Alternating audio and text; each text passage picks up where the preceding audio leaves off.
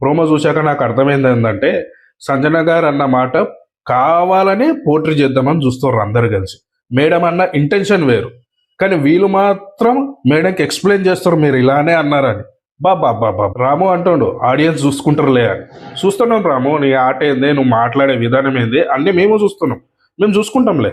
ఎవరిని ఉంచాలో ఎవరిని బయటకు పంపించాలో అందరినీ చూస్తున్నాం, మేము పంపిస్తాంలే. దివ్య లోపలికి వచ్చినప్పటి నుంచి బాగానే పుల్లలు పెడుతుంది అందరికీ. మొన్ననేమో కిచెన్లో సంజన గారి గురించి, ఇప్పుడేమో శ్రీజ మీద పడుతోంది. ఒకప్పుడు శ్రీజ ఇప్పుడు ఉండుంటే దివ్య మేడం నీకు తెలుస్తుంది, నువ్వు మారిన శ్రీజతో గొడవ పడుతున్నావు. అదే పాత శ్రీజ ఉండుంటే నోరు కూడా లేపకపోతుంటుంది. మారింది కాబట్టి అంత కూల్గా మాట్లాడుతుంది.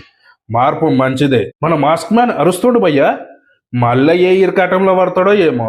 సప్పుడుదాకుండా అయ్యా నీకేం నువ్వు ఆడుకో అంటే మళ్ళీ ఏదో గెలికేసుకుంటాను. నువ్వు నోరు మూసుకున్నన్ని రోజులు కరెక్ట్గా ఉంటుంది, నువ్వు నోరు తెరిచావా పెంటే. ఫ్లోరా మేడంతో గొడవ, నీలాంటి వాళ్ళతో ఫ్రెండ్షిప్ చెయ్యాలి. అసలు నువ్వు ఎవరితో కరెక్ట్ ఫ్రెండ్షిప్ చేసావయ్యా? ఫ్రెండ్షిప్గా ఉన్నా ఎవరితోటన్నా?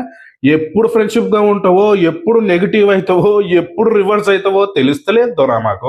ఏ వాయిస్ వినద్దు అనుకున్నానో ఆ వాయిస్ వచ్చేసింది. అదే తనుజ మేడం అంత గట్టిగా అరుస్తుంది, అంత గట్టిగా షో చేస్తుంది, ఎందుకో నాకు అర్థం కదా. ఆ యాటిట్యూడే నచ్చింది నాకు.